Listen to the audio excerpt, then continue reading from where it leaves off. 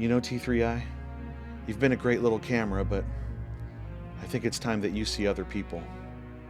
It's not you, it's me. No, actually, it's you.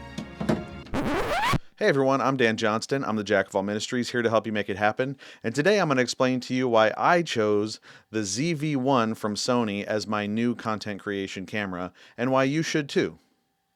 Maybe, if that's what works for you like it worked for me.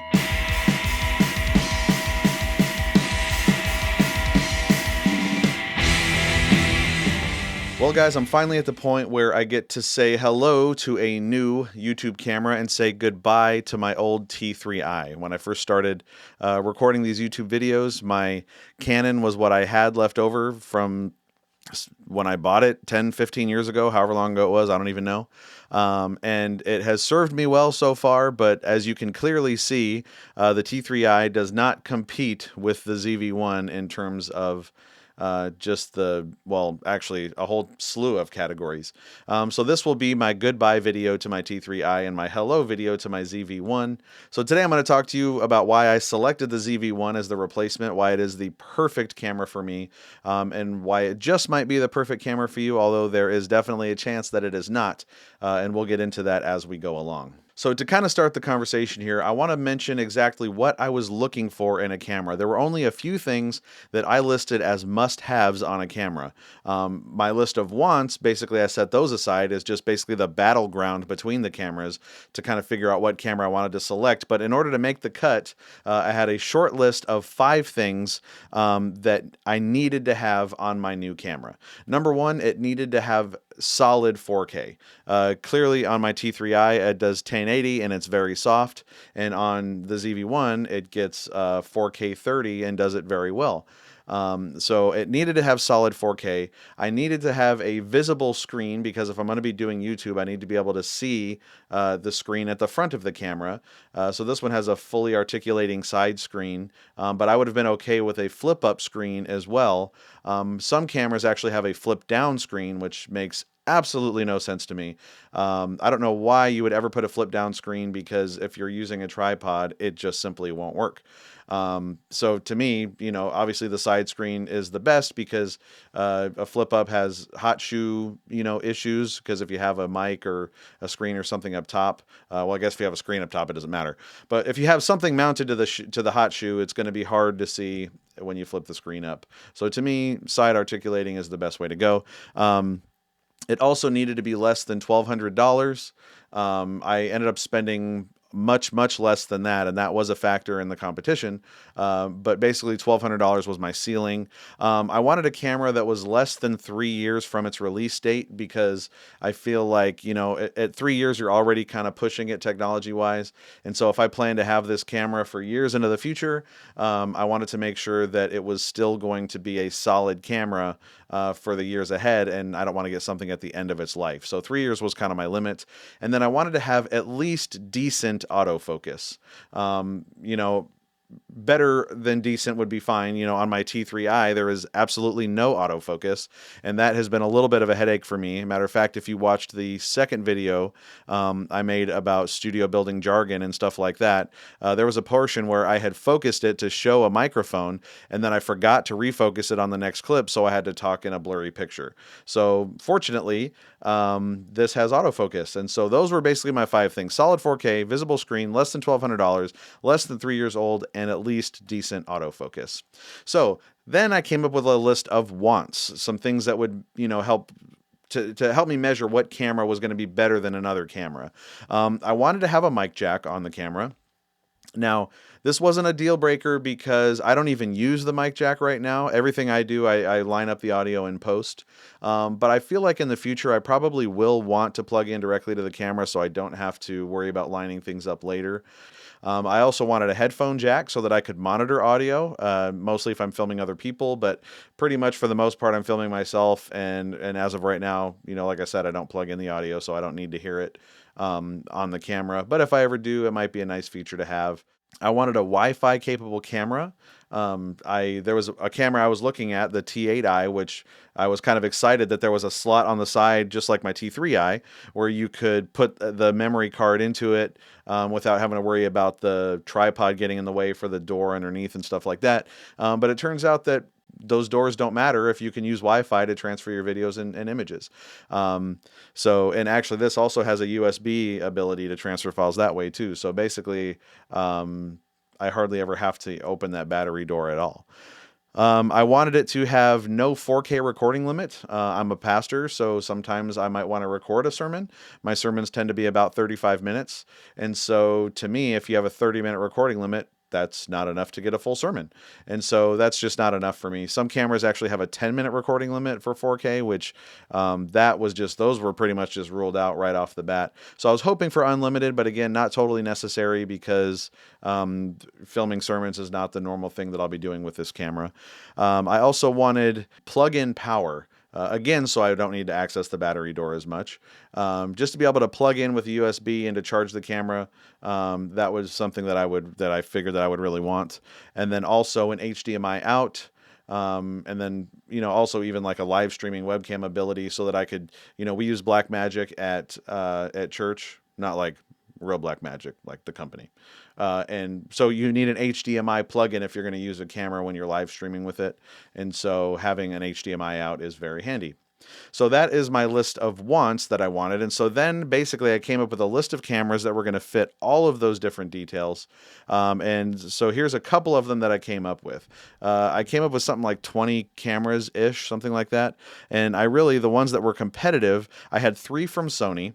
I had the ZV-1, which is what I ended up selecting, obviously. The ZV-E10, which was basically off the table because currently here in February of 2022, they have ceased production of the ZV-E10. And so that camera actually becomes a very big factor in selecting the ZV-1, and we'll get to that in a little bit. I looked at the A6400 as well, which is kind of the predecessor to these cameras. And I ruled that out because the ZV-E10 was just such a better camera. The reality is that I know that I can't have the ZV-E10 right now, and I didn't want to get something that I felt was inferior.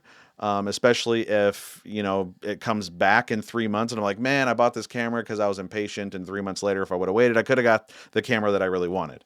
And so to me, the A6400 is just subpar in so many ways. It doesn't have anywhere near the features that the ZV-E10 does, and it costs more money. So to me, it just doesn't make any sense to select a camera just because it has a viewfinder on it.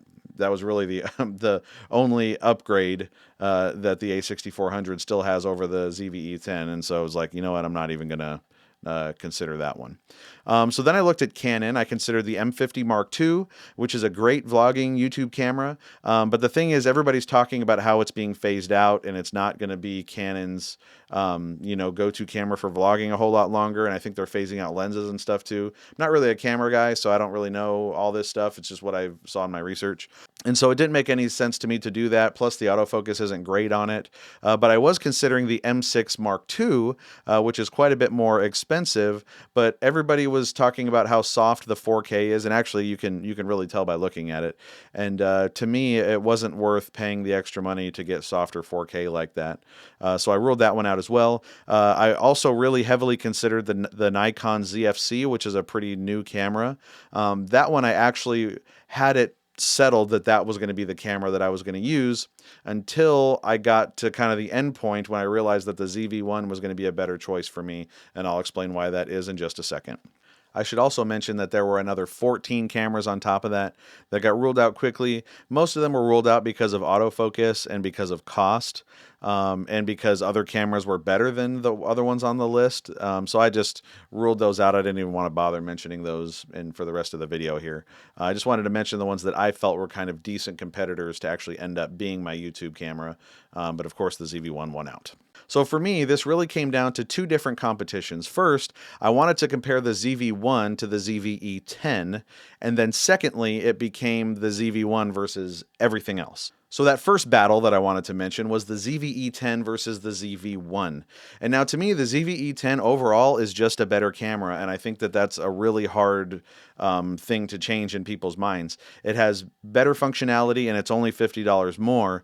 Really, the ZV-E10 has a larger APS-C sensor versus the 1-inch sensor that comes on the ZV-1. There's an interchangeable lens, so if you don't like the focal length or whatever, you can always just change it out. It has a headphone jack. And so those things to me just make the camera better overall.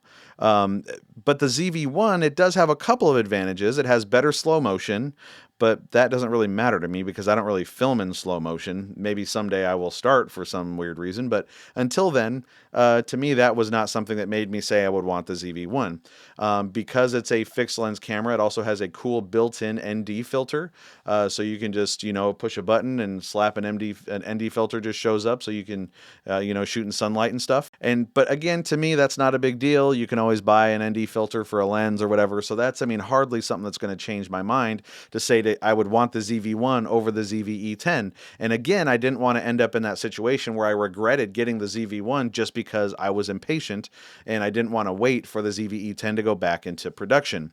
However, there are some key features about the ZV-1 that makes it a better camera for me, and that is that it is smaller and lighter than the ZV-E10. It is cheaper than the ZV-E10, and it's available now. And so I know I said that I didn't want to make that the reason, but it does factor in. The fact that you can have a camera now is exciting. I don't want to, who knows when the ZV-E10 is going to go back into production. It may never go back into production. Sony might go, you know what, we're going to come out with a different model and we're never going to go back to the ZV-E10. I don't know. I don't want to be waiting for that. And so there is a factor where the ZV-1 being ready and available today made it a better camera for me. So let me explain why it is that is enough for me to choose the ZV-1 and to not wait for the ZV-E10. Here's the reality. I think the ZV-1 is actually a better camera for me than the ZV-E10, even though the ZV-E10 is a better camera overall. Man, it's so hard to say ZV and stuff like that over and over and over again. I'm just going to start calling it the ZV and the ZV-E10 like the Canadians do. Maybe that'll make me feel better. Nah. So here's the reality. The ZV-1 is no slouch of a camera. If you take the ZV-E10 off the list, I think for me the ZV-1 beats every other camera on the list because it is designed for vloggers, first of all. Does anybody actually vlog? Is that a thing? I don't think I've ever seen a vlogger. Content creation, can we go with that? Basically, it's a vlogging camera, okay? You can do 4K at 24 frames per second or 30 frames per second, which is great for me because I haven't picked which one I want to do. On the T3i, I always shot in 24 frames per second because I wanted to get that cinematic look.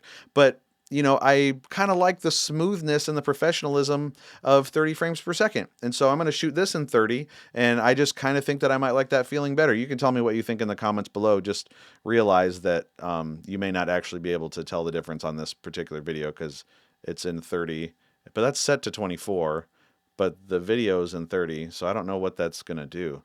That's kind of confusing. Anyway, so you get 4K, 24 frames, or 30 frames. I love that. It's unlimited 4K recording, which to me, as I said before, is a great thing because I can film a sermon, and if I feel like boring people to death and going on for an hour, I can do that, and I don't have to worry about the camera shutting down. On my T3i, it shuts down all the time by itself, and I've never been able to figure out why. From what I understand, sometimes they say the write speed of the camera is faster than the SD card speed, but I have some really fast SD cards that should be faster than the camera, and it still happens to me quite a bit. I've already had to restart this camera during this filming process a couple of times, and it's just always been that way, so I have to always just expect that it's going to do it. Sometimes when I'm filming, I'll get on a roll, and then it'll show up, movie stopped recording, and it's like, I got to go back. I don't even know where I was or how I got here. And so that can be frustrating. So having unlimited 4K recording is really, really great. It has excellent phase detection autofocus, and it also has eye detection, so it can actually detect my eye. But it's cool because if I had like an iguana or a kitten or something, it can actually detect animal eyes as well. So the autofocus on any Sony is going to be superior to most other brands, at least according to my research. And so I really find that to be true on the ZV-1. It has fantastic autofocus. It also has that zebra effect thing for the focus so that you can actually see what parts of the image might be overexposed or something like that. I'm still kind of learning about that, but seems like a really cool feature to help me figure out if it's overexposed or not, because because I'm not like a photography guy, I don't always have the best eye. So having that give me an actual tangible function where I can see it has been really helpful since I've gotten it. This does have the side mount fully articulating screen, so I can see myself right here, and that is wonderful. It has optical image stabilization. You know, it has a fixed lens, so it's kind of built right in, and that's great. It has some really cool kind of gimmicky but still pretty neat vlogger modes built into the camera. One of them is a background defocus, so you can just push a button and it'll defocus the background, and they can push the button again and it'll put it back to clear. And I think most photography people are critical of that function because it's like all you have to do is like adjust the aperture and make up for it with, I don't know, shutter speed or something. I don't know. Again, I'm not a camera guy. But for someone like me, it's nice because I'm not a professional, and so being able to push one button and make it happen is awesome. But the other cool thing about it is you can access it really easy from the front of the camera. So if I'm sitting here and I want to change it, I know the auto defocus button is just right there on the corner and I could just push it. I don't have to reach around to the back and have to start trying to adjust the aperture and stuff. So it's really handy just to have a button right there. Even if you were a professional, I would think that that would be handy just to have a one button thing to do it. It also has a really cool feature called product showcase mode, which is nice because basically if you're making a YouTube video and you want to showcase a product, you can just hold it right up to the camera and it's going to focus on the item that you're holding up there. And then as soon as you take it away, it'll refocus back on your face. Now, most cameras with autofocus will do that anyway, but they won't do it if your face is still in the picture. It'll automatically want to go to your face because it detects a face. But in product showcase mode, it knows that whatever is in front of the camera is what you're trying to do, so it will only come back if you lower it. And so that's a really cool feature to have for a YouTuber on your camera. Now, if you look over at the T3i, I don't have that function at all, so if I hold this up to the camera, it doesn't autofocus. I actually have to reach over, redo the focus by holding the button down, and it takes an hour to finally find it. And then you can do that, and then when you pull it away, oh, it's still not focused, so I have to go back and push the button again. And again, that's one of the major reasons why I wanted to, I felt it was time to move up to a new camera. It also has a really nice skin smoothing feature, which is great for guys like me who, you know, I might be in my 30s, but I look like I'm in my 80s. So having, you know, a little bit of skin smoothing is definitely beneficial. Honestly, I'm never going to use that feature, I don't think. But it's cool to have it, you know. Maybe if I feel like making some like whimsical type feeling videos, I don't know, I'm never going to use it, but it's there. This camera also has really solid audio features. So if you take a listen, this is actually the Sony ZV-1's microphone that I'm using right now, which I think sounds pretty darn good. If I come over here to the T3i, this is the microphone that's built into the T3i, and you can see it sounds just a little bit kind of gainy, and this just seems like there's less noise on it in the background and stuff, so I just think it's a really decent audio, you know, for built-in audio for a camera, in my opinion. Now, again, I'm always going to be using, you know, a microphone or a lavalier or something like that, but still, it's cool to know that if you use the onboard mic, it's actually pretty decent. It also comes with this cool little feature here. Here I'm using my product showcase mode again. This is called a dead cat, which this slides into the hot shoe up there, and then it covers it up, and it kind of diffuses wind on a windy day so you don't get that nasty wind noise. You can probably tell by my face. We picked a good day to test wind noise. So this is with the dead cat. And now this is without the dead cat.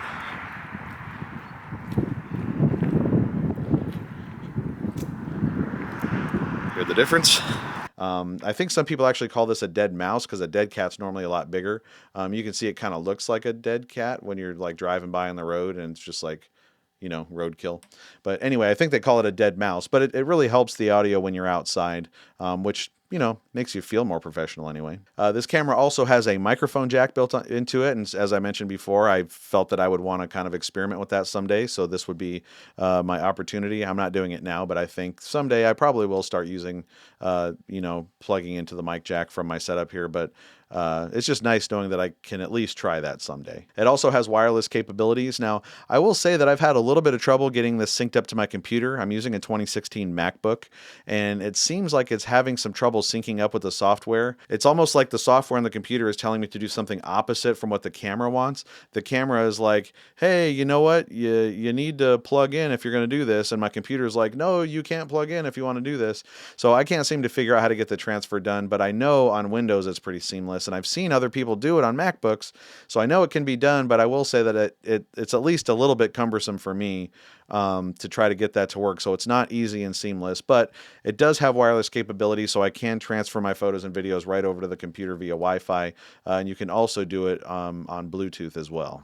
The ZV-1 can also be plugged into a USB cable to charge it even as I'm filming. Right now I actually have it plugged in, which is good because the battery life is not real great on it, but being able to plug it in and record, it's nice to know that I don't ever have to worry about that going out, because several times when I've been filming on the T3i, the battery will go out and I'll have to take it off the tripod and open up the battery door, change out the battery, and I know they have those weird little dummy battery things you could get, but I like being able to plug in a USB right into the camera and know that I don't have to worry about batteries dying while I'm in the studio. Now there's a little feature on this camera that I think is actually really helpful, and that's that it has a gigantic record button right on the top of the camera. Now on my T3i, whenever I need to record video, I have to reach around to the back, and I've just kind of memorized where that button is. But, you know, to me, it's nice to have this gigantic record button on the top, or if you reach over and touch it, oops, sorry. It's nice to have a big recording button right on the top where you can see it, designated solely for recording. It just makes life simpler when you're standing on this side of the camera. It also has two custom buttons that you can assign to do basically any function that you want them to be set to. But out of the box, the custom 1 button will do your background defocus mode that I mentioned before, and your C2 button is actually the trash can button. But it also will do your product showcase mode. So having those buttons assignable is really nice, especially if you don't want to use those features in a quick way. It also has an HDMI out, so I could use it at church when we're live streaming, or you can put something on your TV or whatever the case might be. And it also has webcam and live stream capability, so that's super handy to have if you ever need to use it as a webcam for whatever reason. And that's not to mention that there are also a ton of photography features on here as well that I'm not going to go into. I'm not really a photography guy. I did take this camera with me over to the Cat Museum in Peoria. That's Caterpillar, like the tractors. It's not a museum for cats. But we went over there for my dad's birthday and we walked around, and I got to take some, pretty cool stills just to see how well it worked. And it was really easy to shoot with. I think the pictures came out really great. And then it was also nice that it fit right into my pocket when I wasn't using it, and that's going to come up just a little bit on this video. So like I said, the ZV-1 is no slouch, but for me, there are really almost no cons to this camera. Virtually none as far as they apply to me and for what my needs are for the camera.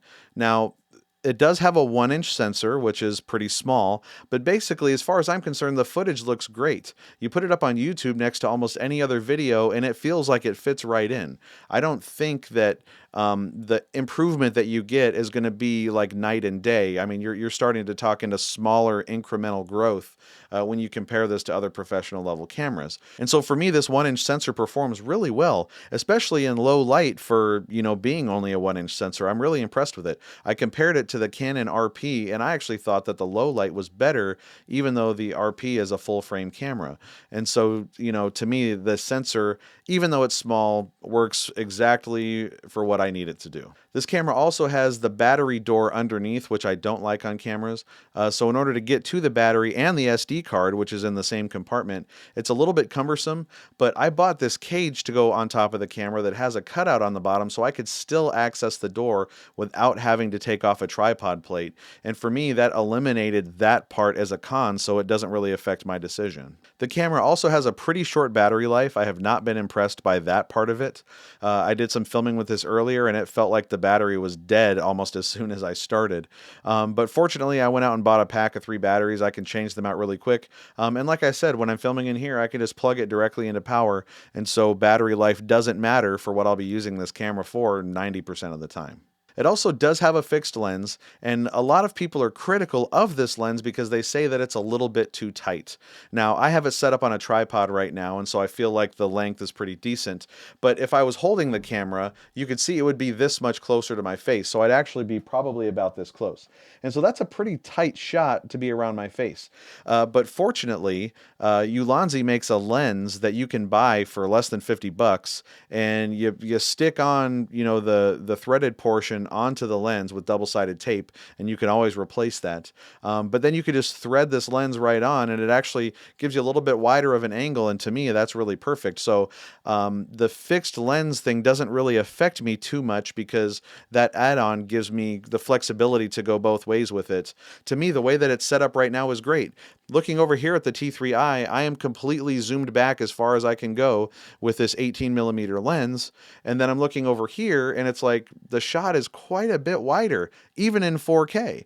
And so to me, the distance isn't an issue as far as the lens is concerned. And again, I do have one that'll make it a little bit wider if that ever becomes practical. And so to me, that's not really too much of a con. And of course, the other con that this camera has is it does not have an EVF. And for me, that doesn't really matter. I don't really shoot video through a viewfinder, especially if I'm standing on this side of the camera. Now, sometimes with my T3i, I would use my viewfinder, but that was more for photography than anything else. In this camera, I don't know how much I'll actually use it for photography, but if I ever do, not having a viewfinder can be a little painful, especially if it's going to be really sunny outside. A lot of people say that the screen is almost invisible when you're standing in bright sunlight. So while that is a little bit of a con, to me, that is about as minor as it gets. And so I think I've pretty well explained why I love this camera and why I wanted to select it. But the biggest question for me is if I feel like the ZV-E10 is a better camera, why would I not wait for that? And why would I go ahead and jump on the ZV-1? And would I be afraid that I'm going to regret my purchase if the ZV-E10 comes out, in the next month or two? Well, actually, I don't think so, because the ZV-1 is actually the perfect camera for me right now, and I want to explain that to you because if you are in this situation, I think there's a good chance you'll agree with me, and you might find that the ZV-1 is the perfect camera for you as well. Now, I started making YouTube videos about 4.5 months ago, and when I started, I said I'm going to start with the T3i, lower quality picture and stuff like that, but I wasn't sure whether or not it was going to be something I was going to stick out. And so I made a deal with myself and with my wife that I was going to dedicate myself to this for a year. And at the end of the year, we were going to kind of look back and measure and say, is this something I want to keep doing? Or is this something I'm just going to scrap and say, hey, that was another adventure that I tried. It didn't work out. No big deal. Right now, I'm about 4.5, 5 months into it, and I think that it's something that I'm probably going to keep doing long term. I went ahead and used YouTube monetization as my kind of benchmark to see if, to measure my success. I didn't get into YouTube because I wanted to make money with it. Like, that's, to me, if that's why you're starting, I just feel like I would have been dooming myself from the get-go. But I feel like, YouTube says if you get 1,000 subscribers and 4,000 watch hours and yada yada, that at that point they say they're willing to pay you. Well, from my perspective, if YouTube thinks that you have established your value with that, then I think that's a good benchmark for me to say, okay, that's when I feel like I've established my value. If the YouTube channel is monetized at the end of the year, I feel like I can say that it is a success because I have hit the benchmark that YouTube has put out for monetization. I really enjoy the opportunity to have community, to share the experiences that I've learned, to learn from other people. I've learned a lot of stuff in the comment section and things like that. And so to me, if it stays fruitful, I want to keep doing it. But I think in saying that, it's pretty clear that I am not 100% sure that I will be successful, right? I think I have about 450 subscribers at the time of filming this, which means I'm kind of on track for that, or maybe even a little bit ahead of the curve. But, the truth is that I don't know if it is going to be something I want to do long term. And so looking at my T3i, I feel like the amount of success I've had warrants me saying, okay, it's time to get a better camera. But the fact that I'm only halfway to my goal when I'm halfway done with my timeline is enough to make me go, I don't know if I want to go spend thousands and thousands of dollars on a new camera. And so that's why I set my price limit at $1,200, but I really didn't want to spend that unless, the camera really, really jumped out to me and I felt like it was going to perform so much better than the other cameras that I just flat out needed to have it. And so what that means is the ZV-1 for me is kind of my crossover camera. It's leaving the T3i, but I'm not quite to the point yet where I'm going to be looking at my Sony A7 whatever, more professional level camera. I just don't feel like I'm there yet. And so for me, I have to keep in mind that this camera needs to be an upgrade from my T3i, but it doesn't need to be my forever camera, if you will. And so the ZV-1 to me has great features. It is definitely worth the upgrade, but there are a couple of details that made it exactly the right camera for me. Now, the fact that this has a fixed lens means that it is compact. So when the day does come where I move up to a bigger, more expensive camera, I can still use this camera and it's still going to perform well, and I can take it out with me when I'm doing my DIY projects or whatever. And so at that point, when it does become more of a vlogging camera, it'll be nice to have the compact, tight package where I could just put it in my pants pocket and go. With the ZV-E10 and the interchangeable lens, I won't have that when that day comes. It'll still be just kind of like the regular size of a mirrorless camera with a small lens, but it's not going to be something you could just, stick in your pocket and go the way that the ZV-1 would be.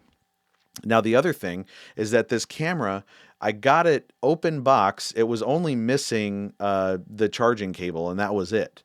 And so basically, I got the open box. The camera's in great shape. There's nothing wrong with it. It has worked perfectly well for me. And I got it for $621 versus $800 for the ZV-E10. Now, to me, spending $620 instead of $1,200 is fantastic because it's half the price. And then I set aside another $200 and I got some goodies. I got a little leveler that goes in the hot shoe so that I can make sure that the camera is nice and level. I got screen protectors for the LCD screen so that I don't crack it. I got a cage, which enables me to mount the camera onto a tripod but still have access to the battery door and the SD card and change up the grip just a little bit. I got a new tabletop tripod to put the camera on. I got a new camera bag. I got 3 extra batteries, and I got the wider angle lens that I could put on there. And I got all of those things and the camera for about the same price as it would have cost me to get the ZV-E10.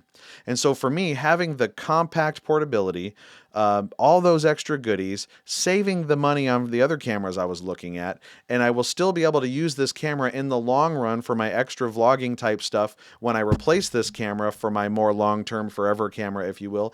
To me, that made the ZV-1 make more sense to me, for me, than any other camera on my list. And so that is why I am happy with the ZV-1 purchase. I will probably be using this camera for another year or two, or things will go south and I'll just totally quit YouTubing and I've only spent, $800 instead of $1,200.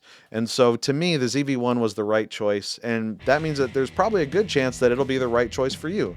Otherwise, you can always go with the T3i. So that's going to do it for this video, guys. I appreciate that you've taken the time to watch it, and I hope that you found it helpful, especially if you're trying to figure out what camera you might end up using for your own content creation. If it was helpful, I'd appreciate it if you consider liking this video and subscribing to my channel, because this is the kind of stuff that I love to tackle. And with that, I hope that you have a great day, and I will see you not on that next video, but on that next video.